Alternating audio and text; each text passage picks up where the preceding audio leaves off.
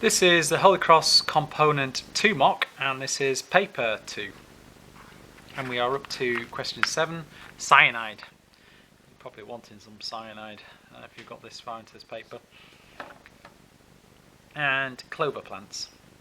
And we've got a nice little scheme there where we've got a molecule being turned into another one that gets turned into cyanide eventually. And we need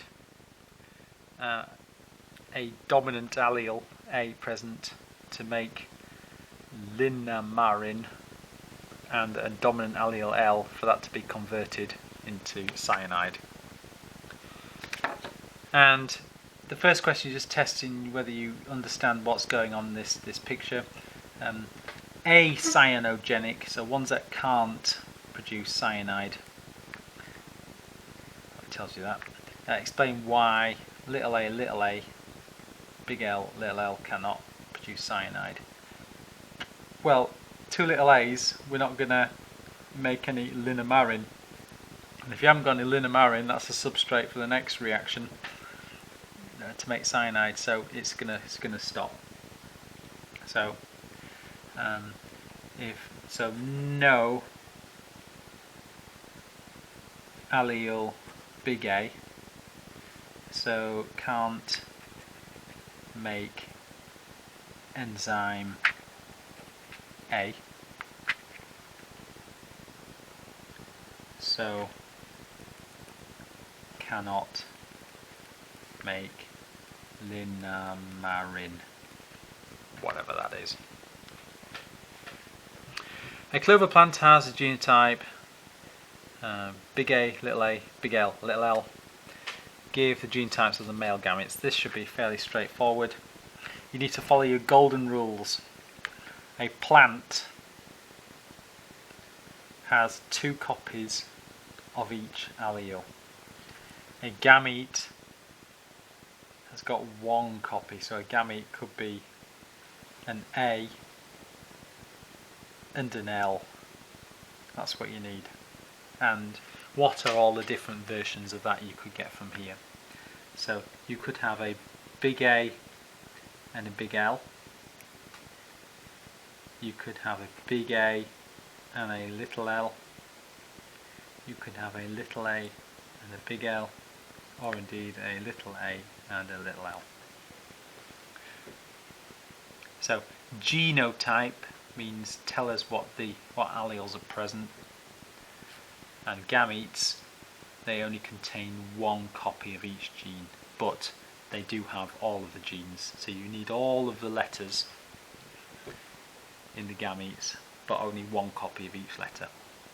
And explain how meiosis results in this plant producing gametes with these genotypes. So how can you get different, what process is it that's responsible for coming up with these different options?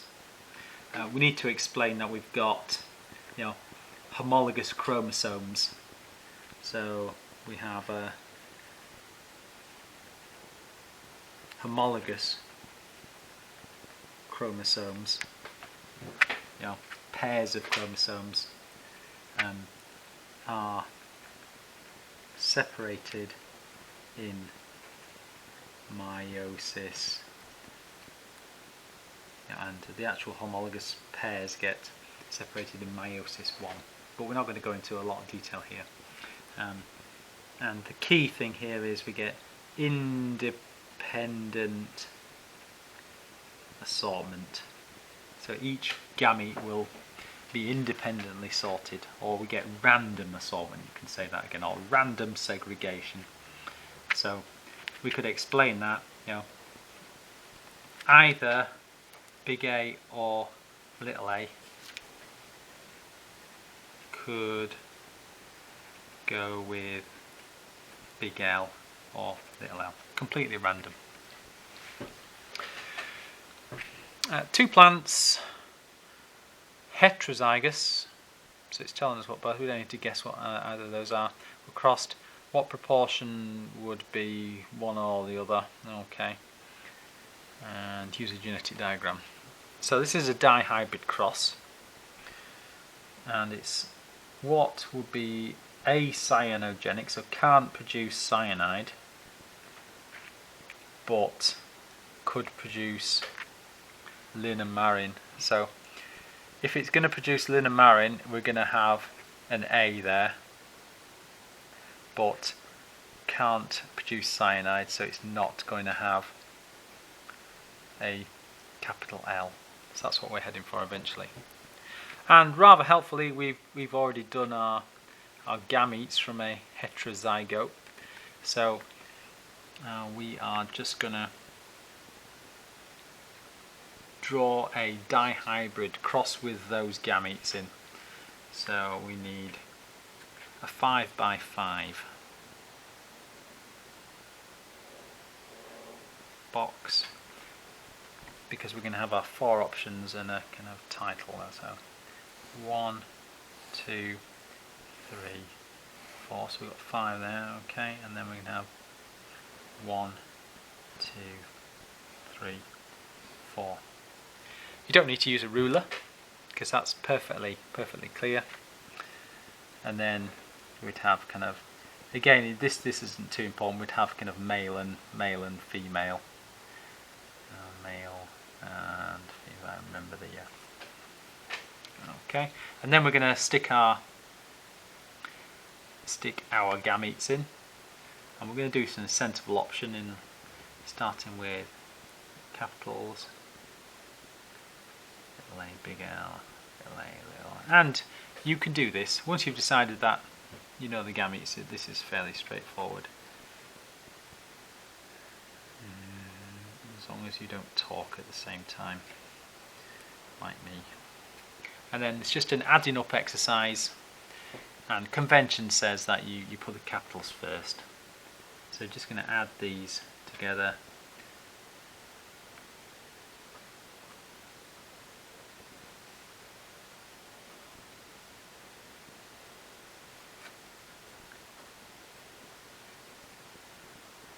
You will tell me if I make a mistake, will you?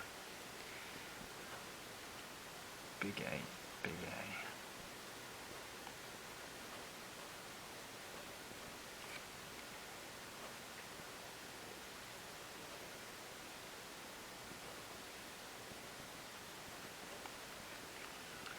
Talk amongst yourselves. Fast forward.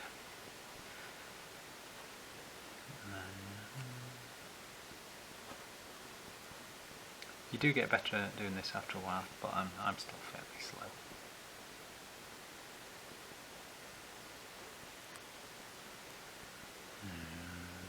Little a, big L, little L. Nearly there. Big A, little a, big L, little L. Big A, little a. 2 little L's. 2 little A's. Big L. It's a lot of work for 3 marks eventually, is this? And are completely homozygous recessive, which I screwed up. There we are. And now back in the real world, where so are acyanogenic, so have got a copy of big A, but don't have a copy of the big L. So the ones that are homozygous for L, which ones are those? So we've got, I'm just going to put a dot near to the homozygous ones for L's, just those. So we've got homozygous, those 2, and yeah, okay. So those can't produce, they can't convert linamarin to cyanide. But which ones could produce linamarin? Which ones have got a big A there? So could produce linamarin. Well, that's got a big A, that one's got a big A, that one's got a big A, and that one hasn't. So the ones that fit the bill, are these. So have got a copy of big A, but haven't got a copy of big L. And use a genetic diagram, and then we just need to, if I'm going to put a key here, you'd write it on possibly. So these ones, or you could write them out. Big A, little a, little L, little L, and big A, little a. So I'm going to write these out because you won't use highlighters in your exam. These ones, we've identified the genotypes and what proportion. Well, it's 3 of them out of how many? 4 by 4, so 16. So it's 3/16, or a ratio of 3 to 13, or if you work it out as a percentage, 18.75, and so on. In an investigation, they were grown together in pots, and slugs were placed. Imagine being this scientist, and that's your day's work. And after 7 days, they're looking at how many types of plants we've got. Chi-squared was carried out, suggests a null hypothesis. Well, the general null hypothesis is that there's no difference between observed and expected. So that you could stick that in, or we could turn it on its head and go, there's no difference in damage between the 2 different types of plants. So the null hypothesis, there's no significant difference between the cyanogenic and acyanogenic plants. Cyanogenic and acyanogenic plants.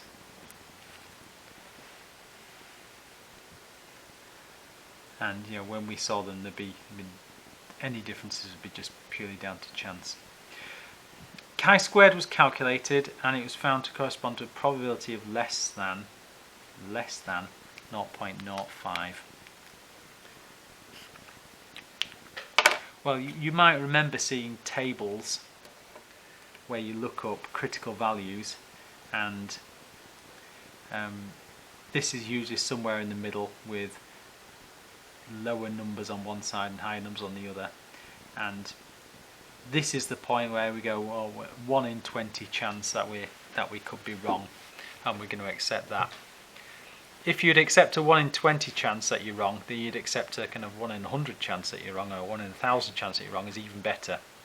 And so less than 0.05, that's what that means, that it's even better. So we just need to put this into words. The difference is significant. We can reject our null hypothesis. So the difference between the 2 types of plants, the difference between, if you did this, it would be observed and expected, is significant.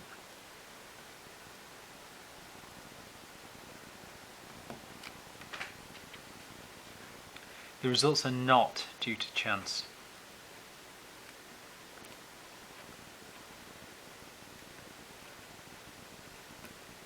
At that level. We can take our null hypothesis and chuck that in the bin, so we are rejecting our null hypothesis.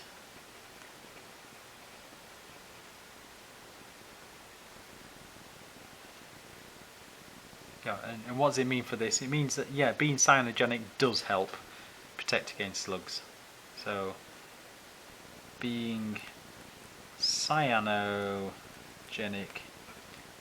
does protect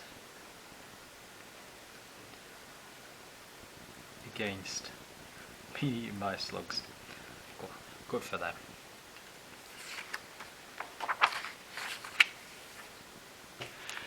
The second investigation, just what you were hoping for. The second investigation carried out on a field of grass which had been undisturbed for many years, and they're looking at how many slugs there are and then comparing that against how many clover plants there are. And when you look at these results, what sort of trends have we got? More slugs, less acyanogenic clover plants. That makes sense. More slugs. We've got all sorts of this is more variable. The number of cyanogenic plants. Well, if you've got more slugs, it kind of goes up and then sort of down again.